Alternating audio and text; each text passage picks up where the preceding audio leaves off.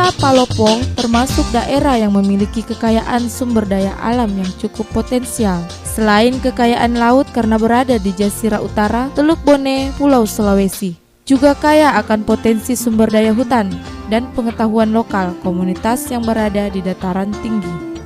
Salah satu misalnya wilayah Tojambu, Kelurahan Batang Barat.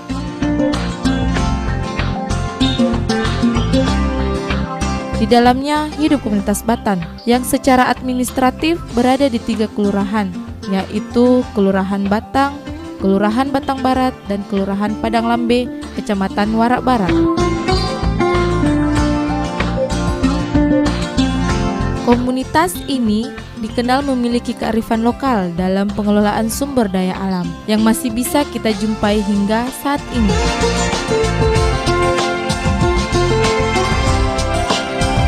Dalam sistem tatanan sosial, komunitas Batan, kebersamaan dan gotong royong masih terpelihara.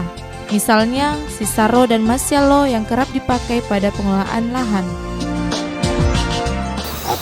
Kenapa kita adakan itu survei? Karena memang artinya kita tidak boleh membabat habis.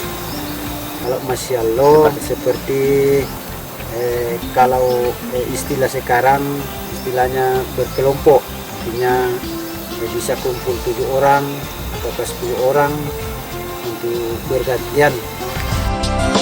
Cara sederhana terus dipertahankan dalam pembukaan lahan, bukan dengan cara land clearing atau membabat habis lahan. Malah saat ini tidak ada lagi pembukaan lahan baru, kecuali membersihkan jalur-jalur tanaman di kebun ataupun bekas kebun yang dikenal dengan cara mak rintis.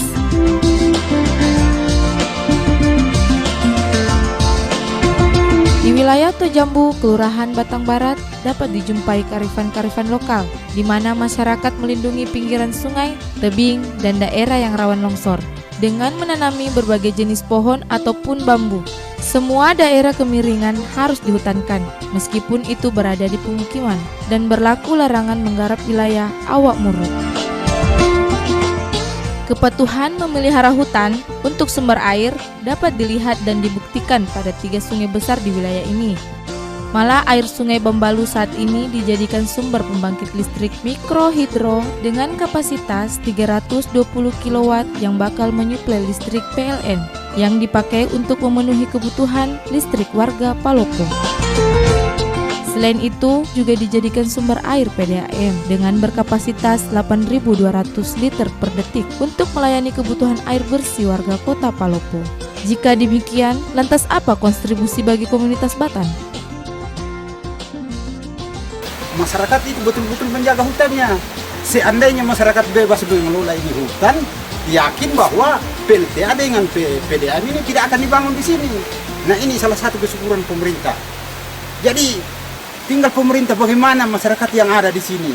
Jadi apa yang dibangun, bagaimana supaya ada kontribusi terhadap masyarakat yang ada di sini. Yang seharusnya pemerintah itu perlu perhatikan itu supaya masyarakat tetap di sini dan tetap menjaga hutan. Berkebun dengan sistem agroforestry merupakan cara pemenuhan ekonomi keluarga komunitas Batan.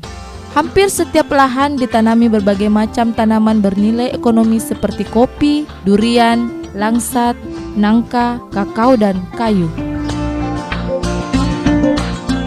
Komunitas Tojambu juga melakukan praktek pemanfaatan hasil hutan non-kayu dengan cara menyadap nira, mengambil madu, rotan, serta pengawetan kupu-kupu untuk dijual sebagai cendramata.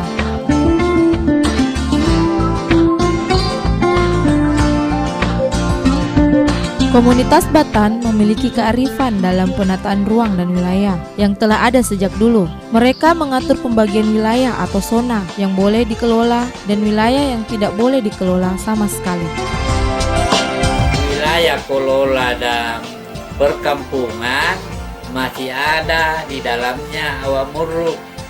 Awak muruk itu yang sama sekali sejak dulu tidak boleh dikelola dan tidak boleh ditebang kayunya. Karena itu memang dijaga sejak nenek kami dulu.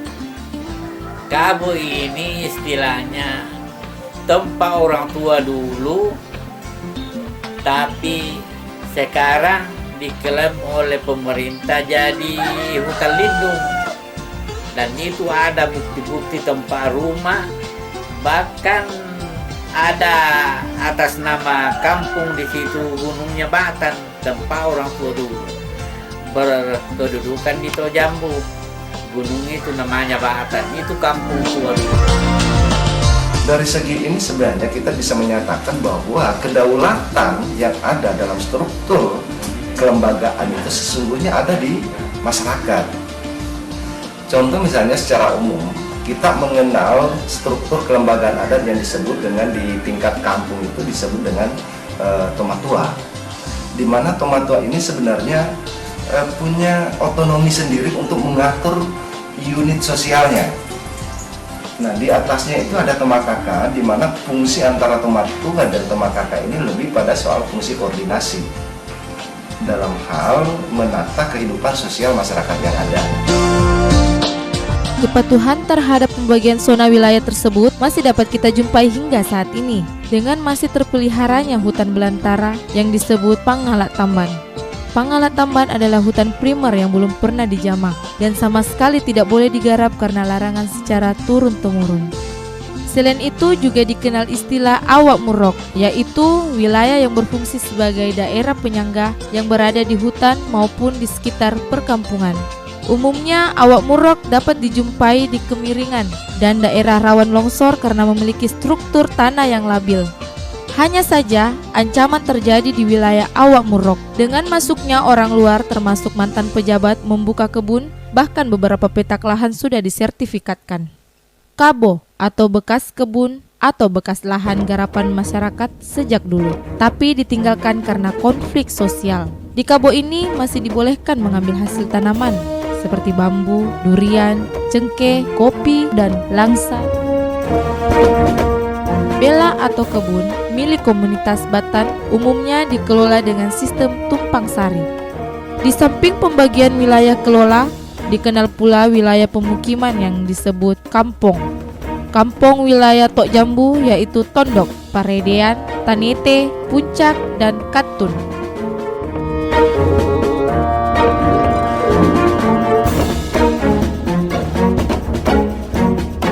Di balik keberhasilan komunitas Batan di wilayah Tojambu mengelola sumber daya alam, konflik tata batas kawasan hutan, baik Taman Wisata Alam atau TWA maupun hutan lindung dengan wilayah kelola masyarakat tetap menghantui. Bagai hidup tersiksa di tengah wilayah sendiri. Begitulah kondisi yang dialami komunitas Batan di wilayah Tojambu.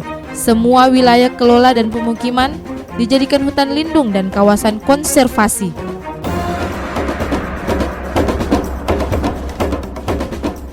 Kami merasa bahwa hak-hak kami telah dirugikan, sehingga kami masyarakat berjuang untuk bagaimana sehingga kampung kami lepas dari BKSDA.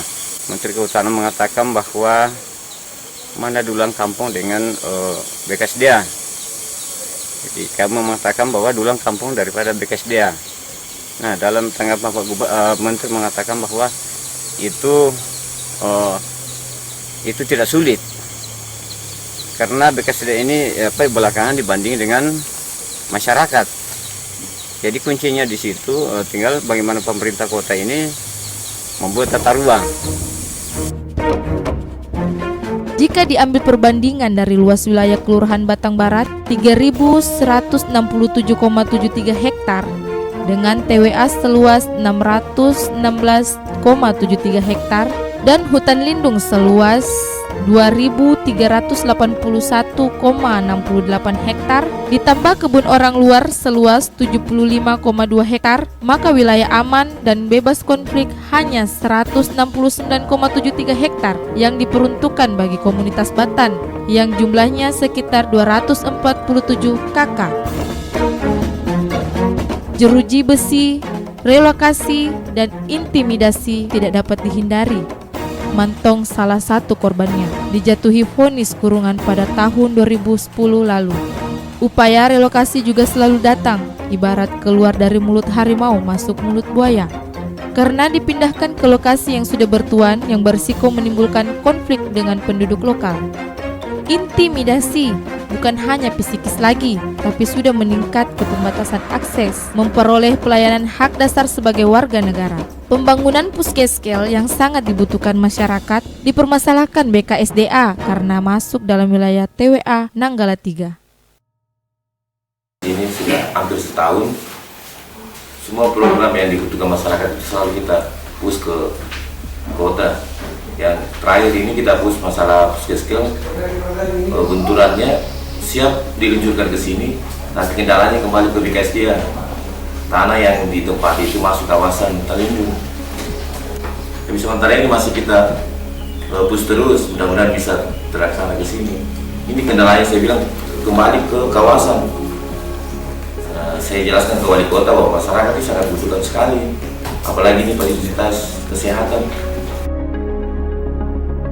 Konflik klaim antara wilayah kelola dengan hutan lindung dan hutan konservasi Taman Wisata Alam atau TWA Nanggala 3 berdampak pada perubahan peran pemenuhan ekonomi keluarga. Dulunya peran ini dilakukan laki-laki, sekarang beralih ke perempuan. Juga terjadi perubahan sumber mata pencaharian dari bertani dan berkebun beralih ke sektor informal. Selama ini kan aktivitas masyarakat umumnya kan petani.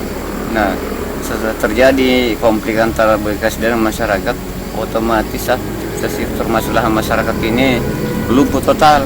Ya, mereka lahan-lahan tidak bisa lagi diolah dengan sebagaimana sebelumnya.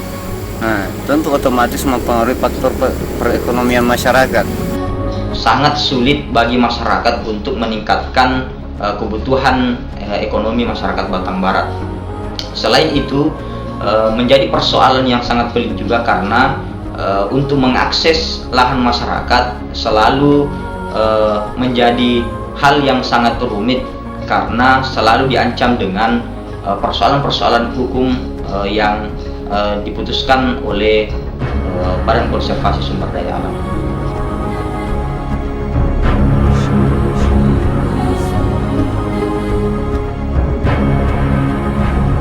Praktek pengelolaan sumber daya alam dan pelestarian lingkungan yang dilakukan komunitas Batan merupakan tindakan nyata dalam mengurangi laju deforestasi dan degradasi lingkungan yang berkontribusi terhadap mitigasi perubahan iklim.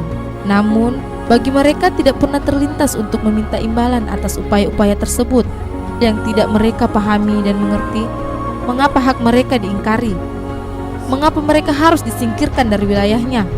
Sementara mereka juga adalah warga negara yang sah di Republik ini.